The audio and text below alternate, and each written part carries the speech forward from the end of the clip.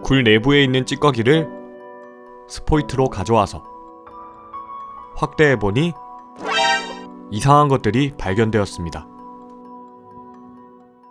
수상한 굴. 오늘은 굴을 해부해 보겠습니다. 겨울이 되며 굴을 요청해 주시는 분들이 많아져서 커다란 굴을 구해왔습니다. 돌처럼 생겼죠? 굴은 너무 투박하게 생겨서 구분이 힘들지만 다른 조개들과 똑같이 두 개의 폐각을 가지는 이메페류입니다. 한쪽 폐각은 평평하고 반대쪽 폐각은 이렇게 볼록한 형태죠. 굴은 바닥 생활을 하는 대부분의 이메페류들과 달리 조간대의 바위에 부착되어 평생을 살아갑니다. 그래서 굴은 석화라고 불리기도 하죠. 그런데 놀랍게도 굴이 서식하는 바위는 일반 바위보다 표면적이 50배까지도 넓어지게 됩니다. 이 때문에 굴은 여러 해양 생물들의 서식처가 되어주는 생물이기도 하죠. 그래서 굴의 폐각을 자세히 관찰해보면 여러 생물들을 발견할 수 있습니다. 이렇게 따개비들도 붙어있고, 여기를 보면 이렇게 이상한 생물도 살고 있습니다. 발견된 생물들을 간단히 살펴보면 이것은 따개비의 속살인데 예전에 보여드렸던 거북손 조개삭각과 굉장히 비슷하게 생겼습니다. 따개비도 거북손 조개삭각과 같은 망각류이기 때문이죠. 그리고 이 이상한 생물은 현미경으로 확대해보니 살아있습니다. 여기가 머리인 것 같은데 이빨 같은 구조도 있네요. 뒤집어서 관찰해보니 환영동물 다모강 생물의 특성을 가지는 것으로 보여서 갯지렁이의 한 종류인 것 같은데 정확한 이름을 아시는 분은 댓글로 남겨주세요. 이 밖에도 굴에는 해초부터 해면동물, 말미잘, 갑각류 등 수많은 생물들이 살고 있으니 굴을 드실 때 한번 자세히 살펴보셔도 재밌습니다.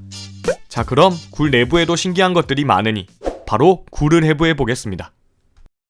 살짝 징그러울 수 있습니다.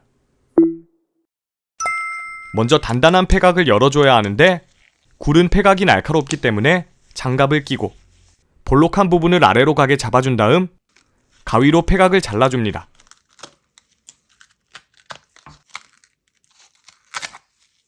그럼 이렇게 틈이 생기죠. 두 개의 폐각을 가지는 조개류는 폐각근이라는 근육이 두 개의 폐각을 단단히 잡고 있습니다. 그래서 폐각근만 잘라주면 폐각을 쉽게 분리할 수 있죠.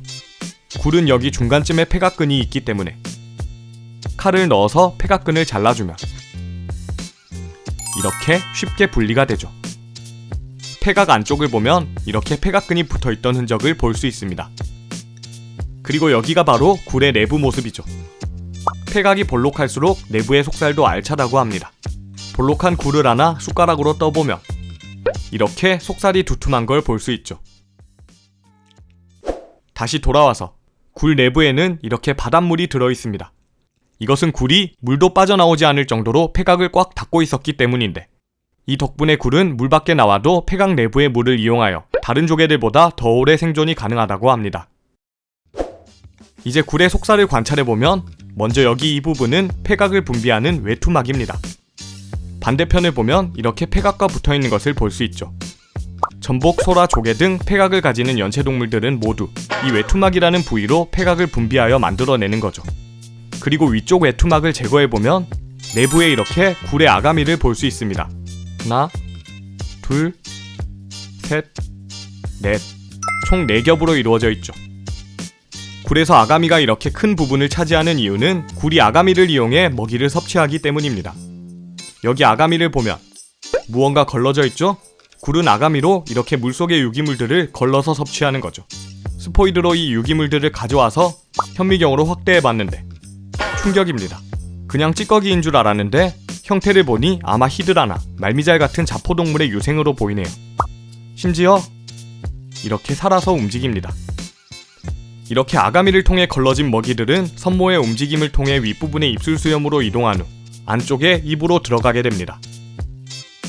입으로 들어간 먹이는 여기 소화샘과 위를 지난 후 장을 거쳐 폐각근 옆에 있는 항문으로 배출되죠.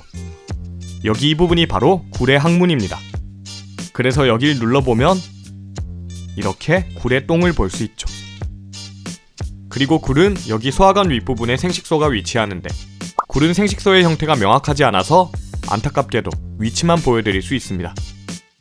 마지막으로 굴은 생식 방법도 굉장히 특이한 생물인데 굴은 교대성 자웅동체로 생식 시기에 수컷과 암컷이 교대로 발현되는 생물입니다.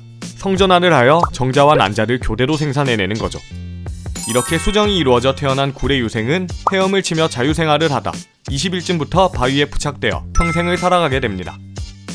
굴의 부는 여기까지입니다. 굴은 세계적 진미로 유명하지만 바이러스나 세균 등에 오염되는 경우가 꽤 많은 위험한 식재료이기도 합니다. 삶아서 먹으면 대부분 예방이 가능하지만 위험할 수 있으니 세바스찬에게는 보여주지 않았습니다. 재밌게 보셨다면 구독 부탁드립니다. 수상한 생물선생 수상한 생선이었습니다.